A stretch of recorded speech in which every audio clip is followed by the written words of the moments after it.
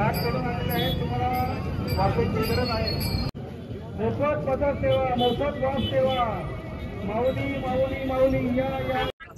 रामकृष्ण हरी मंडळी खरं म्हणजे पुण्याहून सासवडचा सर्वात मोठा टप्पा ज्ञानेश्वर महाराजांची पालखी पार करते आणि त्याच अनुषंगाने विविध सामाजिक संस्था असतील, विविध फाउंडेशन्स असतील, हे फाउंडेशन विविध पद्धतीने लोकांची मदत, वारकऱ्यांना अन्नदान करण्याची प्रयत्न या ठिकाणी करतायत।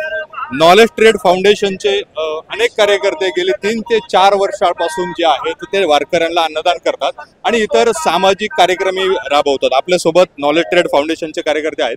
काय सांगाल, तुमचं नाव सांगा आणि किती वर्षापासून एकंदरीत हा प्रवास सुरू आहे? नमस्कार, माझं नाव राहुल नागरगोजे।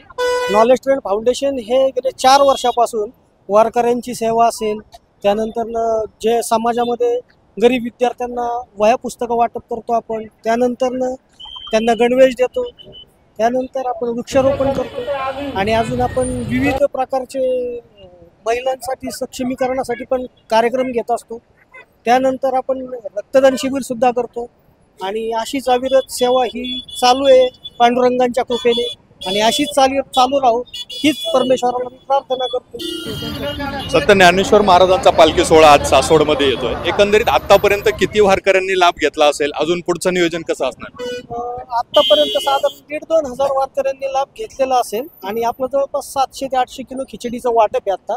त्यानंतर पाण्याच्या बॉटल्स आहेत, पाण्याच्या बॉटलचे पण आपण एक 200-250 बॉक्स आहेत आपले, हे आता ह्यावेळेस आपण वाटप करतो। गेल्या वर्षी जसं की आम्ही केळी केली होती वाटप, असं विविध प्रकारचे आम्ही म्हणजे आता येताना पालखी इकडं उपवास असतो, वारकऱ्यांना एकादश असते, त्यामुळे मग उपवासाचंच आपल्याला वाटायला लागतं, म्हणून ते आम्ही ते अन्नदान करतो।